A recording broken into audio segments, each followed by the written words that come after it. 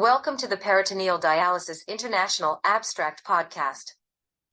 Here we are trying to bring to you the table of contents and the abstracts from the most recent issue of Peritoneal Dialysis International. We have tried to use AI-generated speech from the abstracts. We have made small changes to the abstracts to make it easier to listen. We would love to get feedback on this format of receiving PDI highlights. This is the July 2023 issue. Let's dive in. Article 1. Invited commentary. Title: Peritoneal Dialysis Challenges and Solutions for Continuous Quality Improvement. Author: Suzanne Wutnick. Abstract, not available. First paragraph. Patients on maintenance dialysis, their interdisciplinary teams, and the supporting system should demand high-quality care that strives for continual improvement. Continuous quality improvement, CQI, principles were first used in business and manufacturing sectors more than 60 years ago, and only more recently in the healthcare setting. Many national and regional healthcare systems have formal tools to implement and sustain quality improvements, including the UK National Health Services Sustainability Model, several tools from the U.S. Institute for Healthcare Improvement, and the Sustainability Planner from Ontario, California. Article 2. Invited commentary. Title: Bones of Contention, Predicting and Preventing Fractures in Patients Receiving Peritoneal Dialysis. Author: Andrea C. Cowan and others. Abstract: Low bone density is common among those individuals receiving peritoneal dialysis.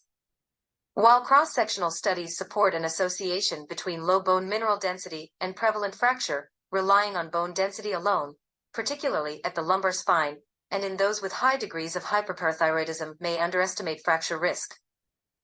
Commonly used risk calculators in the general population have been shown to perform reasonably well in those receiving dialysis, although they do not include any risk factors for high turnover bone disease that may play a role in increased fracture risk. The best options for decreasing fracture risk in patients receiving peritoneal dialysis are unclear. The evidence for bisphosphonates is limited to small studies of BMD, and concerns about drug accumulation have limited their use. Denosumab is more commonly used and has some evidence for improvement in BMD, but carries with it a high risk of hypocalcemia requiring rigorous prophylaxis. More research is needed to explore practical methods to identify those at risk of fracture and determine the efficacy of antiresorptive and anabolic therapies to decrease this risk. Article 3. Invited review. Title: Continuous Quality Improvement in Peritoneal Dialysis, Your Questions Answered. Author: Shabnam Hamidi and Borno Gust. Abstract: Peritoneal dialysis uptake around the globe has steadily increased over the last several decades as a viable alternative to hemodialysis. Continued success of this technique for patients is contingent on the application of continuous quality improvement principles in PD practice. This can improve patient outcomes and in turn lead to more successful PD programs worldwide. In this installation of Your Questions Answered, we will outline an approach to quality improvement initiatives and examine the importance of CQI principles in PD practice. We will also highlight common pitfalls and provide strategies to identify potential targets for improvement within your PD program. Article 4. Review.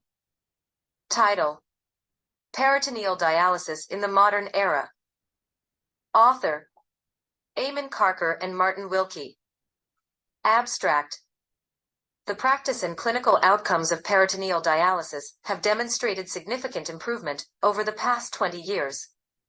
The aim of this review is to increase awareness and update healthcare professionals on current PD practice, especially with respect to patient and technique survival, patient modality selection, pathways onto PD, understanding patient experience of care, and use prior to kidney transplantation. These improvements have been impacted, at least in part, by greater emphasis on shared decision-making in dialysis modality selection, the use of advanced laparoscopic techniques for PD catheter implantation, developments in PD connecting systems, glucose-sparing strategies, and modernizing technology in managing automated PD patients remotely. Evidence-based clinical guidelines, such as those prepared by national and international societies, such as the ISPD, have contributed to improved PD practice underpinned by a recognition of the place of continuous quality improvement processes. Article 5. Original article. Title: Range and consistency of gastrointestinal outcomes reported in peritoneal dialysis trials, a systematic review. Author: Ashik Hayat and others. Abstract. Background. Gastrointestinal health is considered vital to the success of peritoneal dialysis, PD, and is critically important to patients, caregivers, and clinicians. However, the multiplicity of GI outcome measures in trials undermines the ability to evaluate the frequency, impact, and treatment of GI symptoms in patients receiving PD. Therefore, this study aimed to assess the range and consistency of GI outcomes reported in contemporary PD trials. Study design. Systematic review. Setting and population. Individuals with kidney failure requiring PD. Selection criteria. All randomized controlled trials involving patients on PD from January 2010 to July 2022. Interventions. Any PD-related intervention. Outcomes. The frequency and characteristics of GI outcome measures were analyzed and classified. Results. Of the 324 eligible PD trials, GI outcomes were only reported in 61, 19% trials, mostly as patient-reported outcomes, 45 trials, 74%. The most frequently reported outcomes were nausea in 27, 43%, diarrhea in 26, 43%, vomiting in 22, 36%, constipation in 21, 34%, and abdominal pain in 19, 31% of trials. PD peritonitis was the primary non-GI outcome reported in 24, 40% trials, followed by death in 13, 21% trials, and exit site infection in 9, 15% trials. Across all trials, 172 GI outcome measures were extracted and grouped into 29 different outcomes. Nausea and diarrhea contributed to 16% and 15% of GI outcomes, respectively, while vomiting, constipation, and abdominal pain contributed to 13%, 12%, and 12%, respectively. Most, 90%. GI outcomes were patient-reported adverse effects with no defined metrics. Fecal microbiome was reported as the primary study outcome in 100% trials using the Subjective Global Assessment Score, GI Symptom Rating Scale, and fecal microbiological and biochemical analysis. 2 trials reported nausea as a primary study outcome using Symptom Assessment Score, SAS, and Kidney Disease Quality of Life short form, 36. 1 trial each reported anorexia and abdominal pain as the primary study outcome using SAS. Bowel habits, constipation, and stool type were also reported as the primary study outcome in 1 trial each using the Bristol Stool Form Scale. GI bleeding was reported as the secondary outcome in 37% out of 8 trials reporting it. Limitations. Restricted sampling frame to focus on contemporary trials. Conclusions. Despite the clinical importance of GI outcomes among patients on PD, they are reported in only 19% of PD trials, using inconsistent metrics, often as patient-reported adverse events.